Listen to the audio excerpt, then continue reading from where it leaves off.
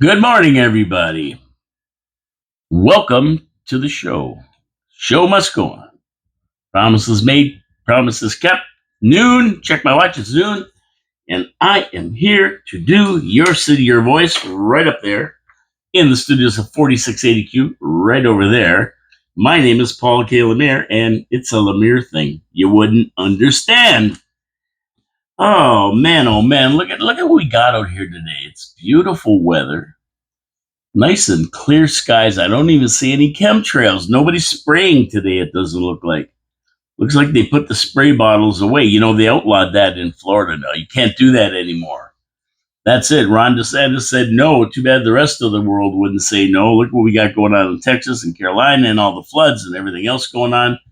It's deadly. It's deadly what they do, these people, to you. But nothing here today. Looks pretty nice out there. A little chillier than we're used to, though.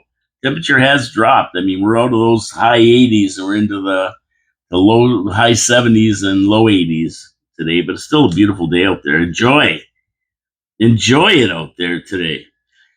So we're gonna get into the show. Lots to talk about. But before we get into that, I'm gonna have a drink of water.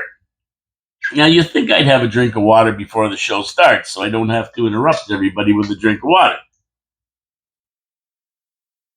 I never claimed to be a genius, but I do have a good time.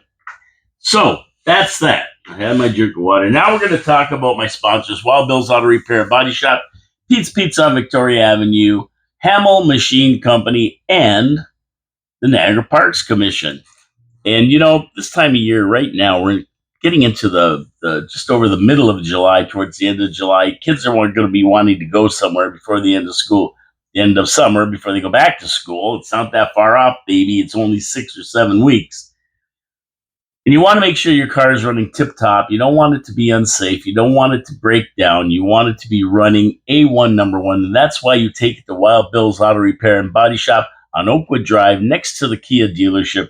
And you say, Ken Hunter, could you please check out my car and make sure it's running A1 so I can go on vacation and have a safe vacation with my wife, my kids, my dogs, and anybody else who wants to come along? And Ken will say, yeah, don't worry about it. We're going to put it on our diagnostic equipment, make sure everything's running great, make sure everything's running right, and you're going to have a nice, safe, happy motoring summer. That's how you do it. Proactive, not reactive. Wild Bill's Auto Repair and Body Shop. Save yourself from the embarrassment of sitting on the side of the road saying, I should have listened to that goofball on the radio. Or in video, by the way. Tell them Paul from Your City, Your Voice sent you. Please support our sponsors because they support the show in the city. WildBillsAuto.ca is where you go to check out the website. While you're on the internet, don't forget to subscribe to this video. That's right, only about 50% of the people who watch the video subscribe to it. It costs you nothing. It helps the algorithm. And you know what? At the end of the day, it's about a lot of people having a lot of comments and having a lot of opinions. So I can talk about them on my show. We have an election coming up in not that long, just over a year now, and we want to make sure we get everybody involved. Have a great day, and don't forget to smash that subscribe button. There you go. Let's get to a viewer comment because this is interesting. An interesting point. Now, at Michelle Gret 7813, Paul, wild animals are not affected by fireworks as they grew up with thunder and lightning. My dog trained that way as well. I agree. Most pets are really afraid. Drones are worse. Pets are crazy afraid of drones. So more research, but I think she meant do more research. And you know what? When people tell me to do more research, I do more research. I love comments, and I go, "Well, geez, I never even knew that." Because my look at it is drones are 200 to 400 feet in the air. They're a mile away from my house. I mean, I hear the fireworks, boom, and I'm talking about in the house with the windows closed. So I can't even imagine what it's like down at the park when they go off. And also, I can't even imagine what animals outside are doing. They're hiding in fear, I guarantee you. That first one goes off, and there's thousands of birds flying out of the gorge. They're all nested and roosted for the night, and all of a sudden, they get jarred awake every Friday. Well, now, not even every Friday, every friggin' day in Niagara Falls for the next 150 days or something. So yeah, I can't even imagine. So I did look it up, and and uh, I think that where drones bother animals isn't when they do drone shows over the falls. That's a long way away. They're way up. They're 200 to 400 feet up. You can hardly hear them.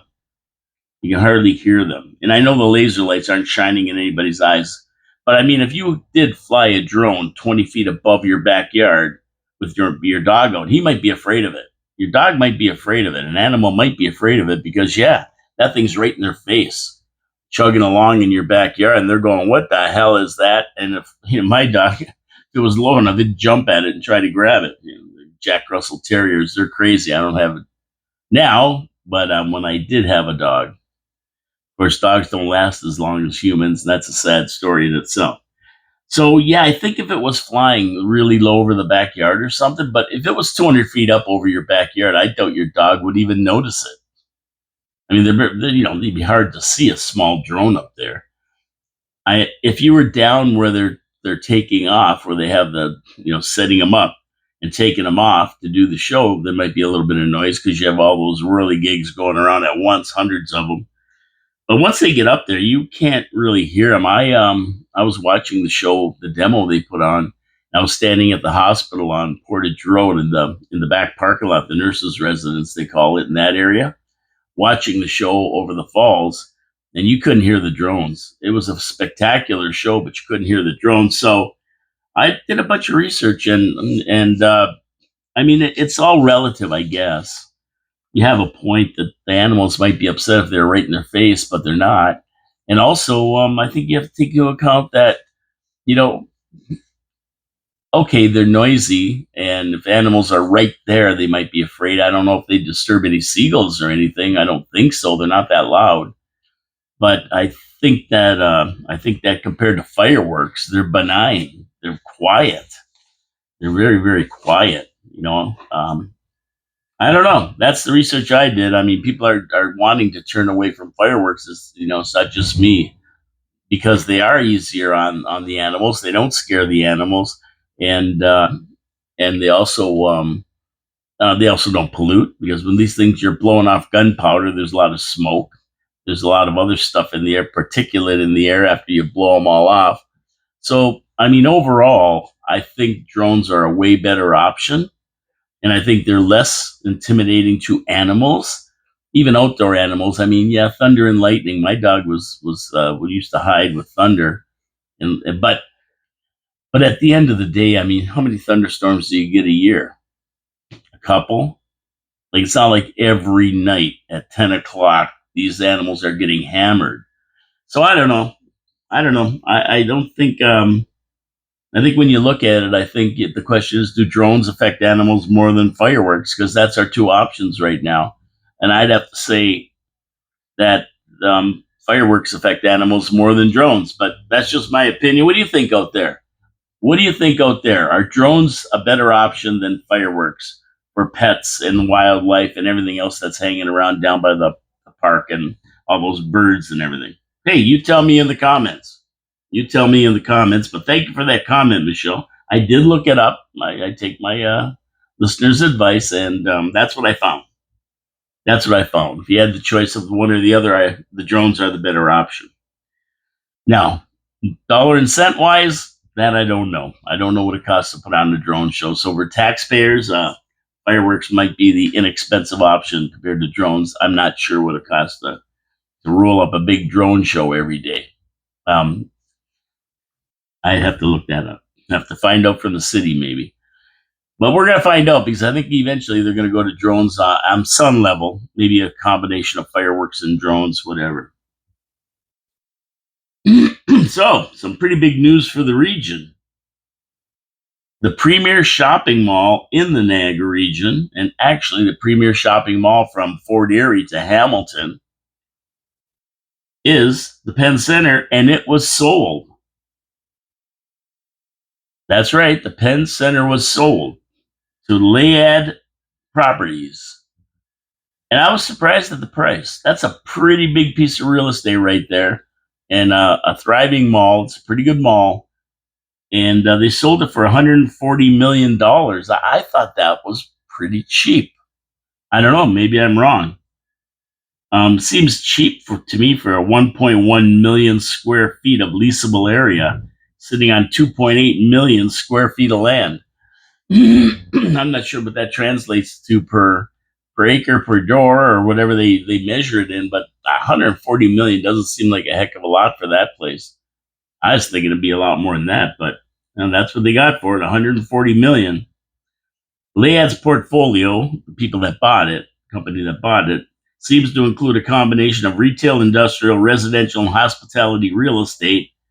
So the Penn Center not only fits well in their portfolio, it's the biggest piece of their portfolio right now at 1.1 million square feet and 2.8 million total square feet in the land area. None of their properties are that big. So this is a big one for them. This is a big acquisition, their biggest acquisition to date, according to the CEO. Now, the CEO, Henry Zavarev, said the Penn Center is not only a premier retail destination serving over 8 million visitors a year, but also a site with long-term development potential. So I think what he's thinking of is tossing in a few apartment buildings, that kind of thing, condos and that kind of thing. I'm taking some of the land and expanding it and building it into residential. So he figures that thousands of multi-residential units to this already thriving hub would add immense value to the community, which I agree with. It's a nice little piece of property right there, right on the 406. To make that 406 a little bit busier, I will say that.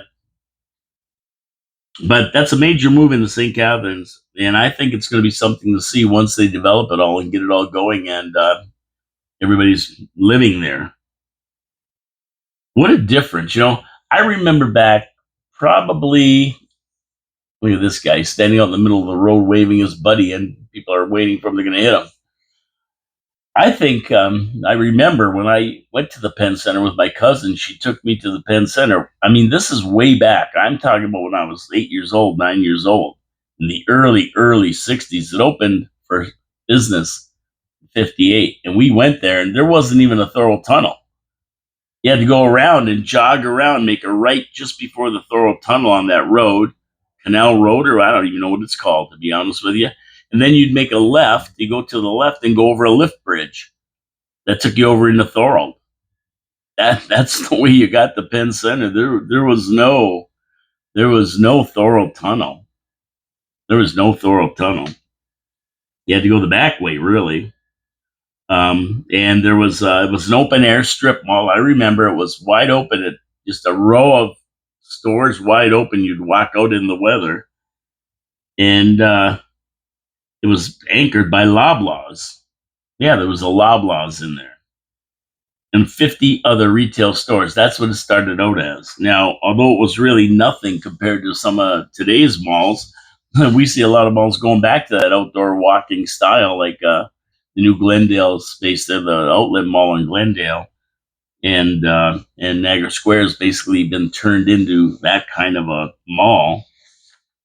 But the Penn Center was like that when it started. It was one of its biggest malls in Canada like that. And it was a big deal.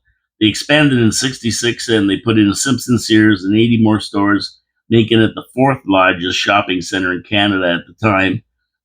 All in St. Catharines. Like out of nowhere, you'd think Toronto or one of these other bigger cities would get it, but no, St. Catharines had it. Now, the strip mall style was closed in and became an indoor mall at a cost of $2 million in 1975. That's like $12 million today when they did a refurbish. They closed it all in. And it's continually evolved, even though the giant retailers like Zellers, Target, Sears, Eaton's, Hudson Bay. I swear to God there was a Robinsons in there, but I could be wrong. They fell by the wayside and replaced by anchors like today's Walmart, Sports Chek, Zehrs, and Landmark 10 Cinemas. But yeah, we had all those big stores when they were around, but they're all closed down now. Everything went south, right? Zellers is gone. Target left Canada. They couldn't do it. Sears, Eaton's, Eaton's was there. Hudson Bay was there. Yeah, the Bay it was called. And they're all gone now. But 2025 will be the next rebirth for Penn Center. It's going to be interesting to watch the next evolution to a major residential development as well as the mall. And I think putting people right there on site is going to just make the mall even busier all the time as people go there for their basic needs. And somebody said, here comes the 15-minute city.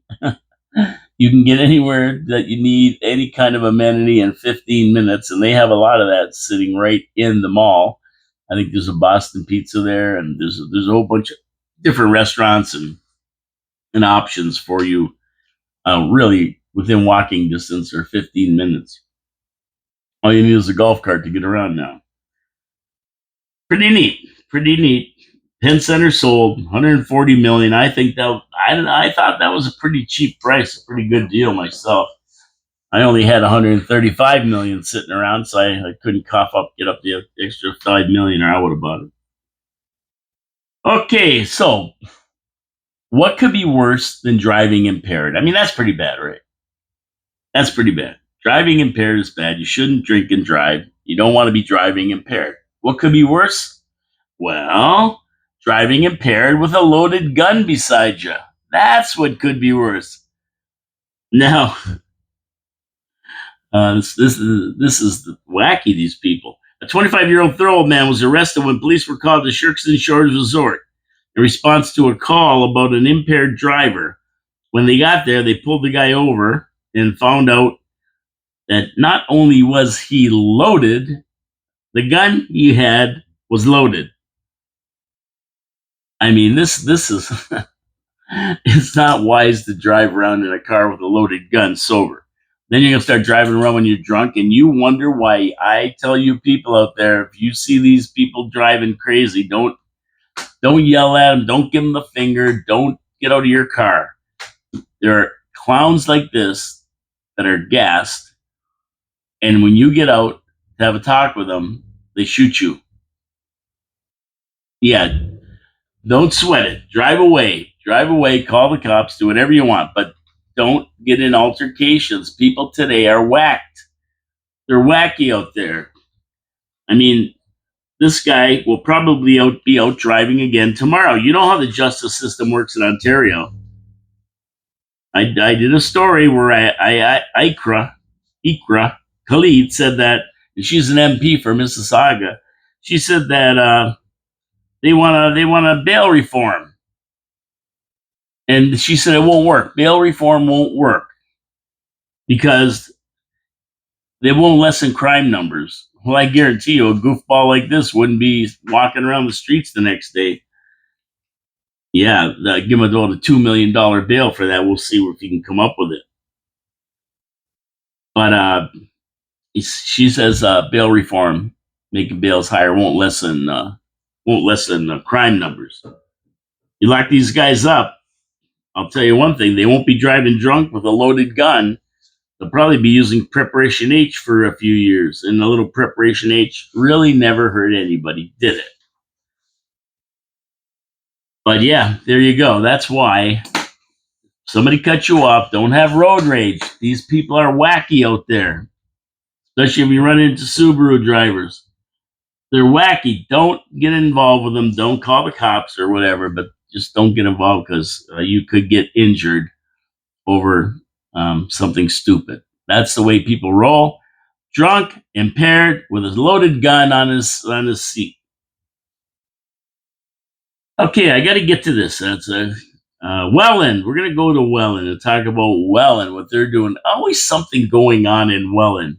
Either there's a WWE match sitting in city council chamber, or they're buying doctors. Somehow they're getting all these doctors. They're always up to something in Welland. We're going to get to that after my second sponsor, Pete's Pizza on Victoria Avenue. Now, if you want a good pizza, you want a consistent pizza, you want a pizza that uses an old Italian family recipe that's been around for 40 years, tried, tested, and true, you go to Pete's Pizza on Victoria Avenue because they know how to do it all. They use the Mancini family recipe for sauce and cheese, or not cheese. I always keep saying they don't make their own cheese. They use it for crust, sauce and crust. Then they do a blend of mozzarella and brick cheese, put it on the pizza in the right ratio with the sauce. That's what makes a great pizza. Mamma mia. Now, you cook it just right. You have the ratios all right. Fresh toppings. You can't go wrong. Consistently good.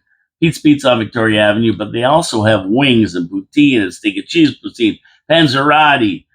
Unbelievable food they have. They make good food and at a great price. Pete's Pizza, Victoria Avenue, 905-374-2222. That's what you call to get a nice pizza.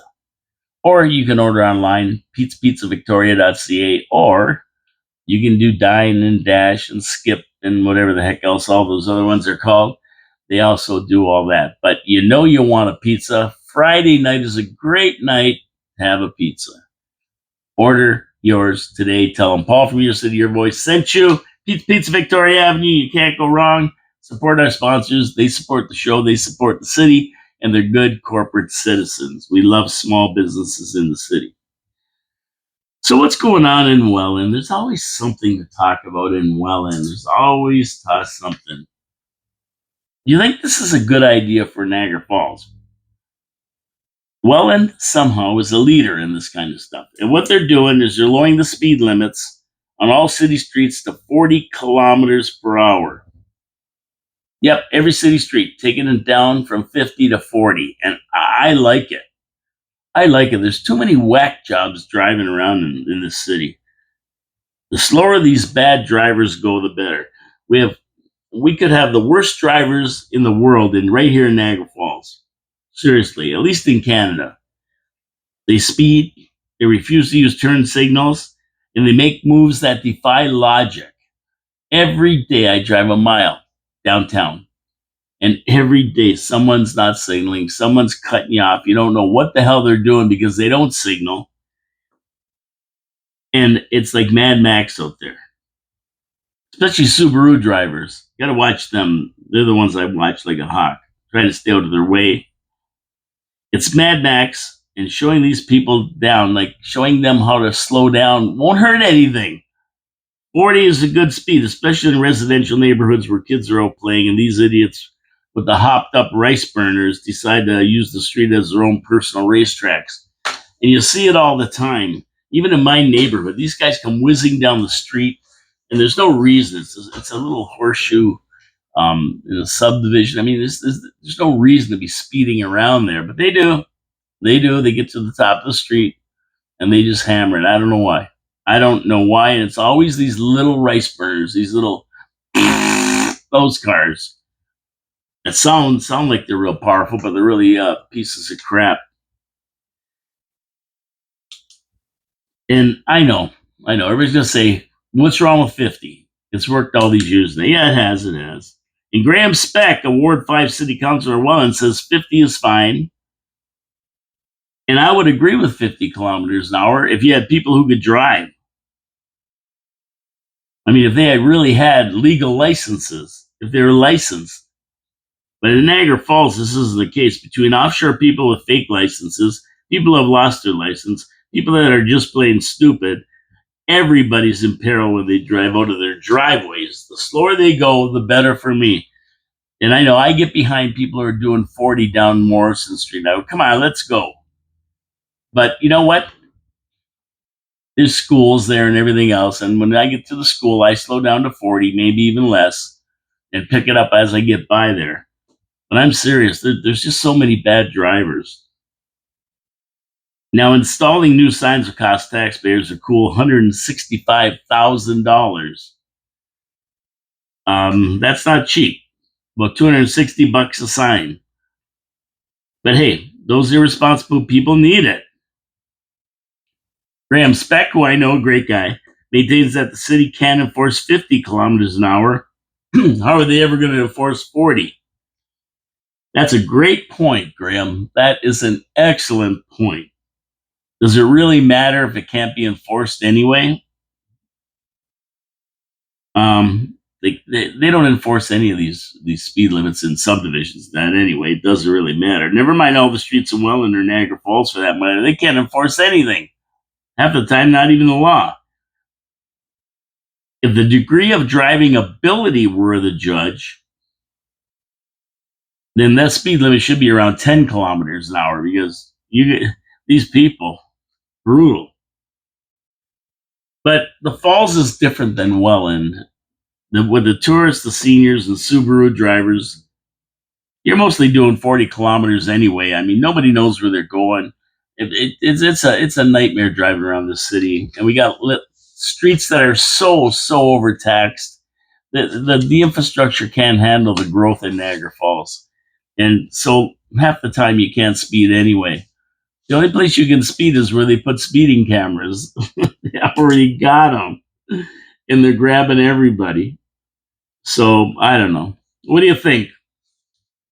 Take it at 40 or leave it at 50? What do you think out there in video land or in radio land? Send me a message. Let me know what you think.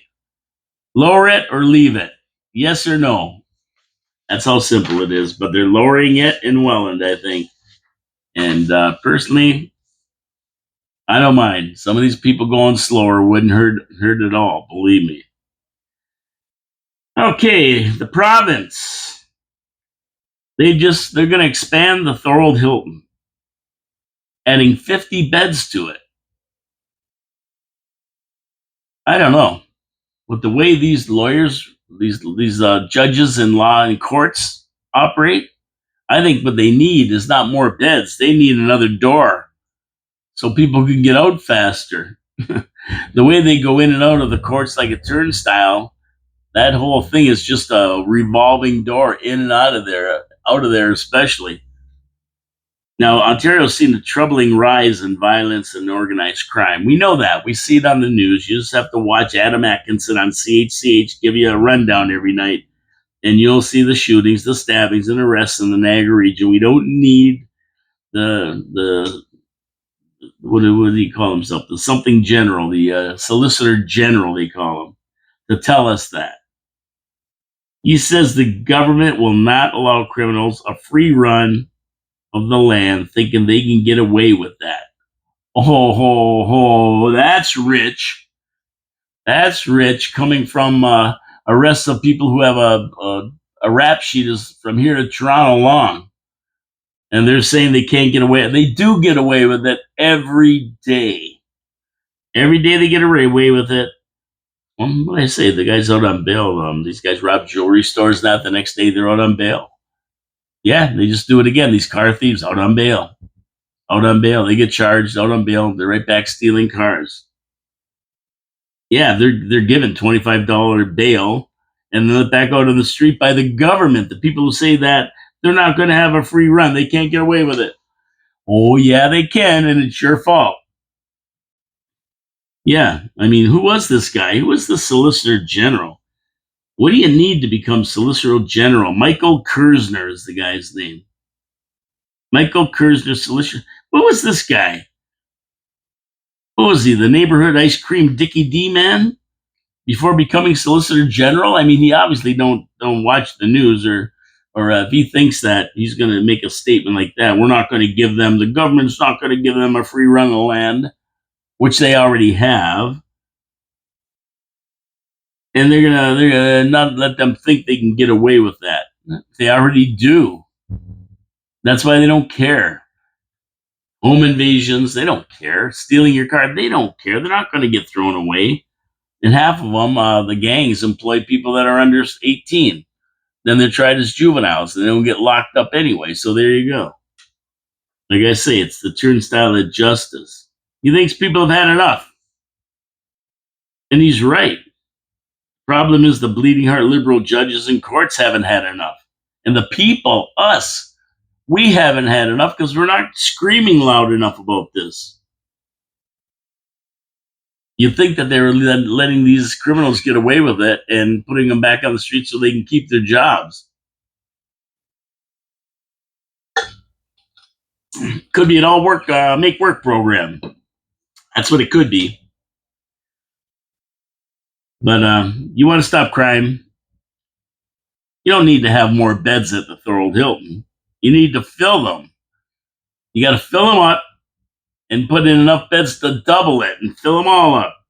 Nobody should be getting less than 2 years to spend at the Thorold Hilton. They should all be going to prison. And I'm going to talk about that later on because Trump's opening up Alcatraz. They just put alligator Alcatraz in down in Florida in the swamp there, and now they're talking opening up Alcatraz. Maybe we should open up the Kingston's Penitentiary again. Maybe we should dump some money into that and start throwing these guys away, clearing out the Thorold Hilton with higher sentences, bigger sentences, sending them to prison and filling up the Thorold Hilton with people who don't deserve the big sentences, like car thieves and murderers and hijackers and those kind of criminals. Detain, deport, incarcerate. Do that, and you'll solve 99% of the crime problems in Ontario. You don't have to be a genius to figure this one out. And the deport part is the key. Most of the crime is coming from offshore gangs, drugs, guns, violence. Take them out of the equation. You'll drop crime to levels unseen since Trudeau opened the doors to immigrants without any kind of control on who comes in this country. Yeah, I know. And I'm a racist. I'm a bigot. Blah, blah, blah, blah. Tell me that, but numbers don't lie. Numbers don't lie. I watch the news. I see who's committing the crime, and it's always the same people. And then I say, go to Mississauga or Bangladesh and round up the usual suspects, and everybody gets mad at me. Hey, I'm just telling you my observations. That's all I'm telling you. I don't think it's a big secret to anybody or a big surprise to anybody that I'm saying this, other than the woke who get all mad at me. But you look at the numbers, and the numbers don't lie, right? That's the way it is. So they're putting 50 more beds at the Thorold Hilton. They say that they have usually have around 320 guests. Oh yeah, geez, I'm yawning here. Holy crap! Well, it's hot in here. I had to close the door because they're doing some printing over there, so I had to close the door, and it's getting a little warm in here. It's gonna knock me out. But yeah, they say they have 320 people there and only 270 beds, so they need 50 more. Overcrowded at the Thorold Hilton. Well, I mean, send them to other places. We need another super jail in this country. We need one big Florence AFX. That's what we need. One big one. And maybe an alligator alley. Is there anywhere we could put them maybe in the middle of grizzly bears? Grizzly Alcatraz. Anybody gets out, their dinner. Yeah, something like that. Anyway, that's what they're doing. They're spending our tax dollars on that. What it's going to cost, I don't know. I never saw a number on that. Never saw a number on it. I don't know what it said about how much it's going to cost, but I will guarantee you bails and everything else won't cover it the way they give out bail. So down south to the Epstein craziness. And President Trump, he's been diagnosed with chronic venous insufficiency.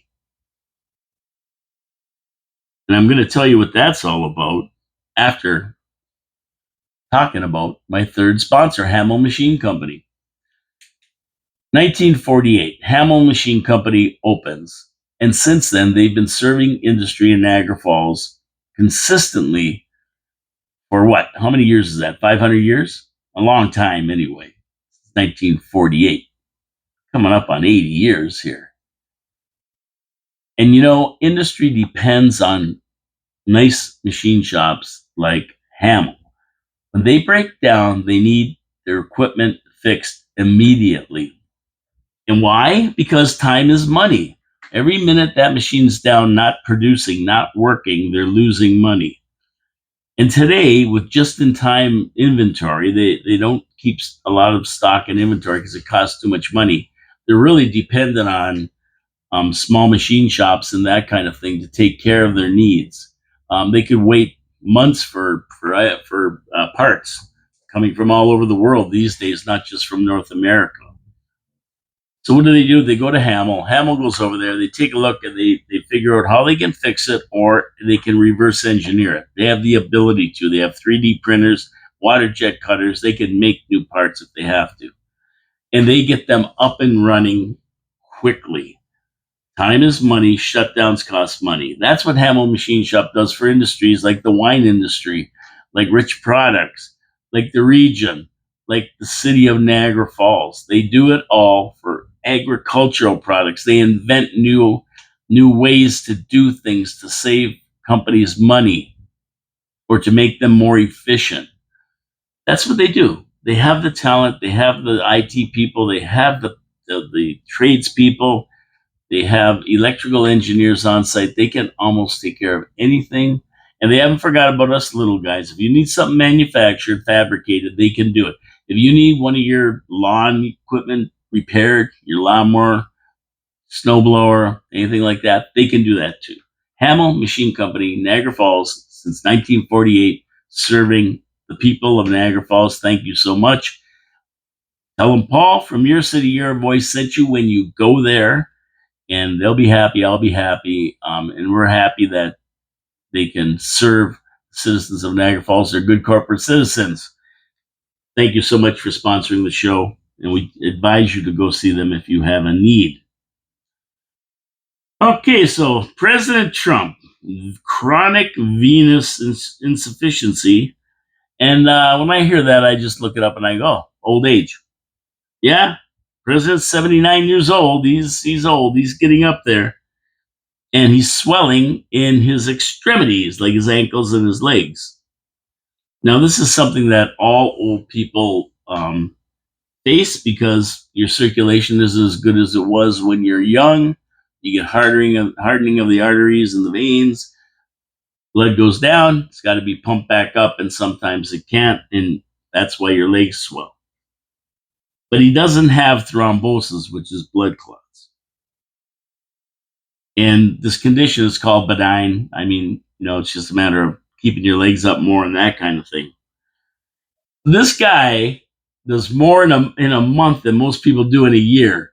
He's all over the place. He's a very busy guy. So yeah, he's probably on his feet more than he should be at his age, but he's out there doing things and getting stuff done.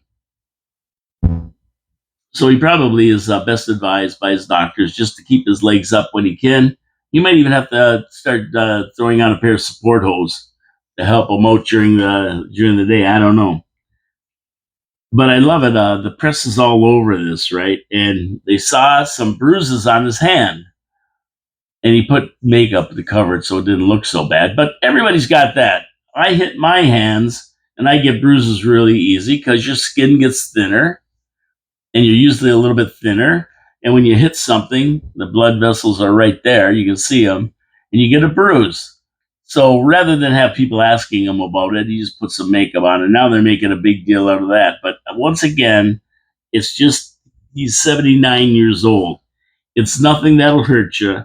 It's just a small bump can make a large bruise.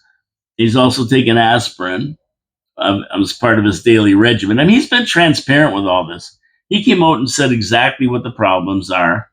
And most pundits who have called in medical people say, yeah, that's what happens when you get old. What are you going to do? But it's nothing to worry about. It happens. It doesn't affect anything else. And he's going to be fine. Left-wing media is making a big deal out of it, which is really rich because they continued to lie and cover up for Biden, who we saw was incompetent, was senile, couldn't go up or downstairs, fell off his bicycle, and wandered off into la la land every time he wasn't supervised. And then now the auto pen situation is coming up, and that's going to be a big scandal. But Trump is fine. The left-wing media are goofy and liars, and the country is making a huge comeback with a nice $27 billion surplus for June. Make America Great Again. I talked about that yesterday, and it's happening. It's working. It's working. MAGA is a reality. And don't worry about President Trump. He's going to be all right. He's going to be all right. They always check for other kind of extenuating circumstances that cause this problem. They're right on top of it. He's got the best doctors in the world. So any of you that are worrying about him, don't worry. It's all right. It's going to be okay. And for the other ones, well, they probably they probably wish it was more serious. They're weird people. You know how many people I heard saying they wish that the guy didn't miss over in Butler, Pennsylvania? Yeah, there's sick people like that. Well, we speak of the Epstein affair. The whole thing has taken on a life of its own, with all kinds of craziness roaming around. We have Epstein's brother accusing Trump of having to do with his brother's death. We have the Department of Justice saying there's nothing there. We have Ghislaine Maxwell wanting to appear at a congressional hearing about the list and telling the truth. And she's also looking for a retrial so that she can get out, because she's saying if there's no list, there's nobody on the list. What am I doing in jail? I didn't do anything. And so she's looking for a retrial. And now we have some news outfit, like I think it's the Wall Street Journal or the Journal, that's saying Trump sent a birthday card to Epstein with a drawing by him, allegedly, of a naked lady and some wacky script right below her belly button where the woohoo is. Like this, like it's supposed to be whatever. But yeah, now they're accusing him of that. Now Trump has warned Rupert Murdoch, the owner of the Wall Street Journal or the Journal, whatever it is. I think it's the Wall Street Journal, that there's going to be a lawsuit for defamation over its release of this a piece of artwork allegedly Trump drew and the words that are with it. So it's getting wackier with this Trump thing. And now Trump is, I read he's reversed it. He's going to release the credible parts of it for people. And we'll see what happens now. But I mean, on the other side, the MAGA people are freaking out really, because, this is one of the things he ran on: transparency, releasing the Epstein files. They want to know who's on them. And they want to know who's on those files. And I would say, yeah, we do want to know. You promised it, Trump. All of a sudden, you're not going to release them. Yeah, I can understand why people would be mad and be questioning him. And, he's got to straighten this out fast, because we've only got July, a little bit of July, August, September, October, 3 months, 2 weeks, and we got the midterms. And if for some reason this Epstein thing causes the Republicans to lose the House or Senate or both, then it's going to be one impeachment after the other for the next 3 years of his rule as president, his presidency. So it's important that he straightens it out before the midterms. He's got to listen to his MAGA people, the people who vote for him. So release the stuff. Release the hounds. Let's get this going. And I was talking about Alcatraz before. Alligator Alcatraz open. And Trump is going to open Alcatraz. He's going to reopen it as a federal prison. And Attorney General Pam Bondi and Interior Secretary Doug Burgum visited the island prison yesterday to see what it would take to open it back up again. They did a walk around and took a look at it and said, we're opening this back up. What do we need? Now, I don't know if you've ever been to Alcatraz, but I have.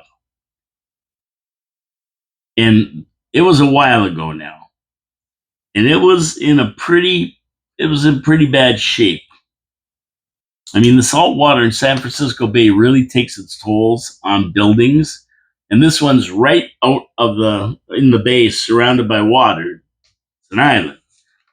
So there's a lot of work to do if they're going to open it back up. And I'm going to say that it's going to take billions of dollars to get this thing back up and running. I mean, the reason it closed down in the first place was because it was very, very expensive to run.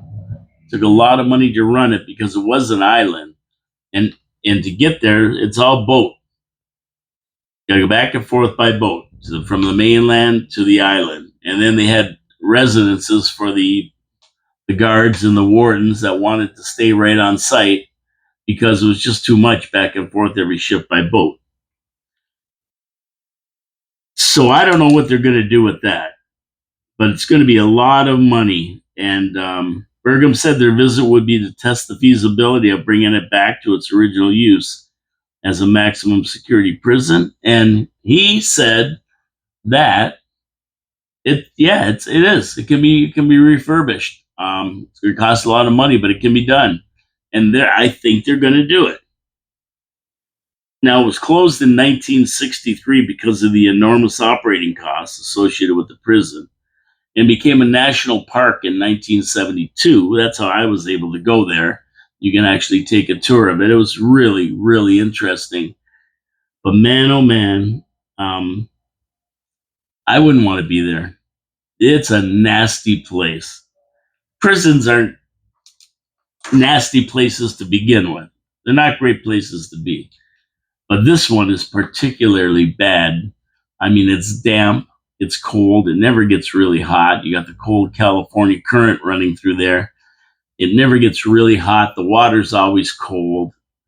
Hypothermia would set in if you ever got in that water for a long time. And it's just a cold place, you know. It's just a miserable place. And to make matters worse, you can look right out. You can see San Francisco with all the lights and everything else. You can see freedom while you're in jail. Yeah, it's pretty wild. But they said they're going to do it. Now, Governor of California, Gavin Newsom, he said Pam Bondi will reopen Alcatraz the same day that Trump lets her release the Epstein files. So never. So that's what the governor thinks. He don't want it reopened. He said they're not going to reopen it, but they were there, and the thing generates $60 million a year from tourism. Makes a lot of money. A lot of people go over there and see it. And if you ever get to San Francisco, I would advise you to go see it. It's an interesting tour. And speaking of tours, let me get to my last sponsor, Niagara Parks Commission. And you talk about an interesting place to be. I'll tell you one thing, there's nothing more interesting in Niagara Falls than the Niagara Parks Commission. They got it all. They're the custodians of 32 miles of the most beautiful parkway in the world. And the centerpiece of that parkway, right smack dab in the middle, Niagara Falls themselves, one of the 7 natural wonders of the world. But once you see the falls, and you see how beautiful it is, you stare at it because it's really hypnotic. If you've never been down to the Table Rock House and stood at the brink of the falls looking down, it's hypnotic. It's actually peaceful. Looks like you could just climb over and stand in the water. It's beautiful, but I don't suggest you do that. No, don't do that. That's dangerous. You don't want to be doing that. But I'm going to tell you, it's just a beautiful thing to behold. But after that, you go, well, what are you going to do now? Well, oh boy, that's where the Niagara Parks Commission attractions come in. They have zip lines that zip you down the gorge. That way you're looking at the American Falls. This way you're looking straight into Niagara Falls itself, the Horseshoe Falls. Then they have refurbished power stations that aren't running anymore, but you can go in, take a tour of the power station, the way it worked. They go down through the waste tunnels, and it takes you right out to the brink of the falls. It's amazing. The scenic tunnels do the same thing at the Table Rock House. You go down and out, and you're actually standing there like this. Look at straight up the falls. It truly is an amazing sight. You can go down here to the Great Gorge Strip and see a Category 6 rapids that they don't allow boats into. It's so dangerous. Go to the Spanish Aerial Car and take a trip over the Whirlpool. The river comes down and hits this big bay, and when the water goes around, it forms a big whirlpool. It's an amazing sight, and then heads downriver to Lake Ontario. A lot of things to do. They have attractions passes for locals and tourists alike, and they also have for, I think, people who live in Ontario, I think you can get a $50 parking pass to park anytime in any of the Niagara Parks Commission parking lots. rather than pay $36 every time. You can get one pass, $50 for the season. Unbelievable. Niagara Parks Commission. It's a don't miss when you come to Niagara Falls. And sad enough to say, the locals like me don't take advantage of it enough. It's just a beautiful, beautiful thing. You should go down there once a month just to revitalize your senses and see nature at its finest. Thank you for supporting the Niagara Parks Commission. NiagaraParks.ca. That's where you go. I think it's NiagaraParks.ca or maybe NiagaraParks.com. That's where you go to see the website, NiagaraParks.com, I believe. You want to go there. You want to see what they have to offer.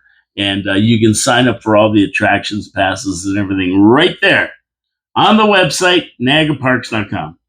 Thank you for supporting Niagara Parks. Thank you for Niagara Parks supporting the show, and they're a credit to the community. Okay, so we're staying tuned to the Alcatraz opening. They're going to announce that. They went yesterday for the tour. We should hear more about it today. And we're moving on to these criminals. I like talking about the criminals. Guys like Shifty Schiff, the guy that was involved with the Russiagate, is probably going to be hauled on the carpet and possibly be sent to the Hoosgow. Now he's involved in another fraud. This guy is a criminal. And it's involving, guess what? Mortgage fraud. The same thing they all accused Trump of. They hauled him on the carpet for, put him through 4 months of trials, wouldn't let him campaign because they had a gag order on him during his campaign. Yep, Shifty Schiff, Letitia James, they all were born in the same crib. Oh, man. He illegally represented his property as principal residences so he could get cheaper loans. And that's fraudulent. That's fraud. He bought a property in California so he could run in California. He's the junior U.S. Senator from California, but he kept his property in Maryland, where he spends 99% of his time. He's claiming them both as principal residences, which is illegal. And the reason he's declaring them principal residences is to get cheaper mortgage rates than what they accused Trump of. Now, that's illegal. And Fannie Mae recommended he be investigated for occupancy fraud, claiming a principal residence was in Maryland to get a cheaper mortgage rate, though his real principal residence where he has to live is California to be the U.S. junior senator. Now, if you don't know who Fannie Mae is, Fannie Mae, Freddie Mac, and the Federal Home Loan Bank System are all run by the FHFA, the U.S. Federal Housing Financing Agency. And that's who reported Schiff for fraud. Right? Fannie Mae reported to the U.S. Federal Housing Financing Agency fraud by Shifty Schiff. So there you go. They're going to be investigating it for sure. And he's gonna be in trouble. That's a federal agency, so that crime is a federal rap. Yeah, so New York State can't get him off the hook or anybody. It's a federal rap. It's the same thing Letitia James is accused of, and she also falsified other information on mortgage loans, including saying that she was her father's wife. That's right. She lied on the form saying that she was her father's wife so they could combine income so he could afford a house. And that is fraud. So she's getting charged with all kinds of stuff. These two yo-yos accused and tried Trump on all these charges. And meanwhile, he's off. Tables have been turned. Now they're getting it. And, calling the kettle black or whatever was that thing? Whatever. Don't throw stones when you live in a glass house or whatever the heck. But there you go. They're getting it. They're going to do some time, I think, on this one. And I'm going to finish off today with a little bit more news about this Air India crash, because right now it looks like from this release of information last week that most people at this point in time are coming to the conclusion that I came to 2 or 3 weeks ago. And I asked when these experts started talking about it, um, if it was pilot error, was it an error or was it done on purpose? And I said right after it happened that the investigative agencies, those three-letter agencies that investigate everything like FBI, CIA, those agencies are going to be looking into it to find out if it was a deliberate act of sabotage. When you looked at it, you could see it. Two engines just don't conk out on a plane. It doesn't happen. It doesn't happen. Planes are meant to fly. That plane got off the ground. So when you look at it, you say, okay, what happened between the time it took off and it was climbing and the time that it crashed, which was not that many seconds, 20 seconds or so. Something drastic happened. They talked about slats, they talked about vapor locks, but they don't happen. I don't care how hot it was. Oh, it's 40 degrees. Listen, in Phoenix, it's 120 degrees every day, and planes take off and land no problem. Vapor lock, and I understand why these guys were trying to do it. A lot of pilots have these shows on YouTube and that. And of course, the last thing you want to do is blame it on the pilot. Pilots are well trained, they're conscientious, and you've got millions and millions and millions of people every day who put their lives in the hands of pilots. So the last thing you want people to think is the pilots don't know what they're doing in that plane. So when we saw the landing gear down, they didn't pull it up, and we saw the rat come out because that drops when the engines are off. You say, okay, the engines went out. They didn't flame out because of birds, or you would have seen it in the video. Smoke coming out the back or something. It wasn't a bird strike. It wasn't that. The only thing left is the pilots. They did something wrong, but did they do it by accident or on purpose? And when it turned out to be the fuel cutoffs, that has to be done on purpose. You have to take your fingers like this and you have to lift it up and pull it down. And you can't do two with one hand. It's like lift it up, pull it down, lift it up, pull it down. So there's no way. And I mean, if, like he's doing this and this guy's flying the plane over here and he's doing this, I mean, to do both of them, he'd have to lean over, like it'd be like this. So you'd notice them. And then he asked him, why'd you shut off the fuel? And he said, I didn't do it. But he did do it. He did do it. And I know they're trying to find other reasons, mechanical and systems and software and that, but I don't think it was. These things were off and then they were turned back on. If it was a software glitch, they would have went off and they would have stayed off. These things, we're talking 20 seconds here. If it was a computer rebooting and they automatically went off, which they wouldn't because that's not how it's set up, then it would have taken longer. So not only was it was done at the exact right time when that plane could not recover. You shut off the fuel, the engines shut down because they sucked all the fuel out of the lines. There's no more fuel. Then you take it and you turn them back on, which they were turned back on. But it's going to take 10 seconds at least to spool these engines up to get enough power to take that plane up again. And there just wasn't enough time.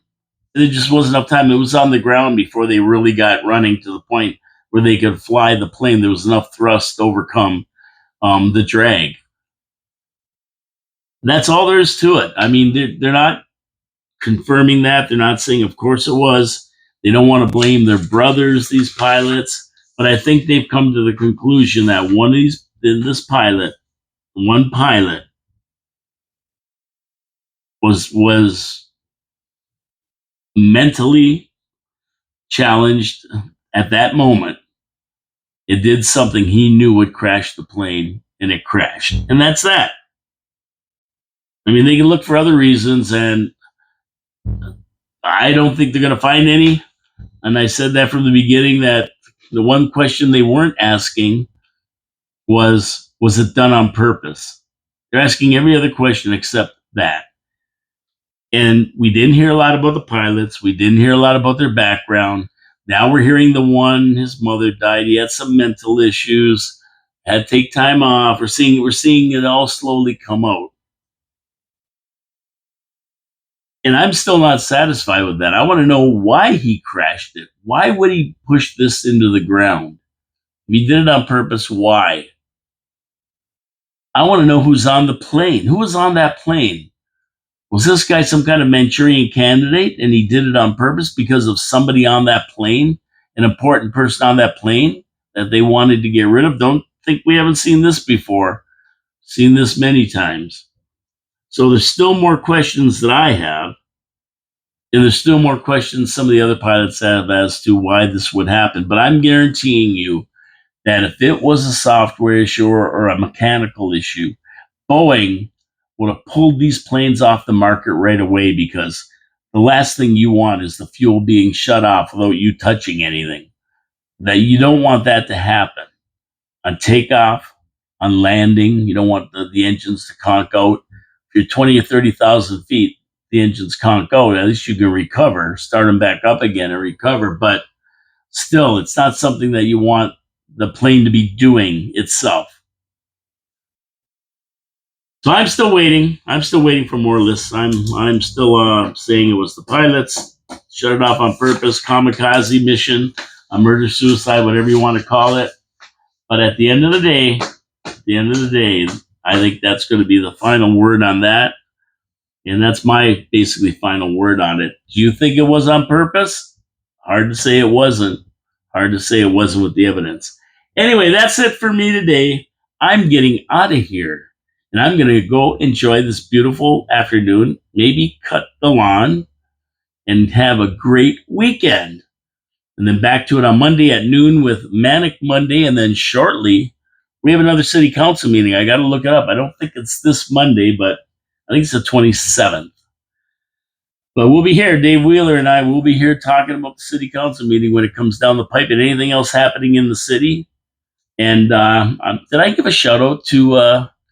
I got to give a shout out to City Council. Did I already give a shout out? I got to shout out again in case I missed it. Can't remember. But City Council, there's a problem down in Hutton Avenue with the guy with all these old cars parked there and all that. And I talked about it on my show, and they actually got the bylaw officers to go down there, and they're going to force the guy to clean the whole thing up and get rid of this stuff. So thanks to Gary Wilkins for getting on that. I did message Lori DeCoco and tell her about it. Thanks to her if she was a part of that. Thanks to City Council, thanks to City Hall for taking care of that. It's nice to always complain about City Hall, but we also have to give them credit when they do a good job. That's what Gary Wilkins said. And I agree with him. It is. We have to do that. My name is Paul Calamere. This is Your City, Your Voice, coming to you live from the studios of 4680Q. God bless you all. Have a great and safe weekend. Be safe out there. And remember to support our sponsors. Wild Bill's Auto Repair and Body Shop, Pete's Pizza on Victoria Avenue, Hamill Machine Company, and the Niagara Parks Commission. Arrivederci Aroma. We'll see you on Monday at noon. Promises made, promises kept. Ciao, ciao.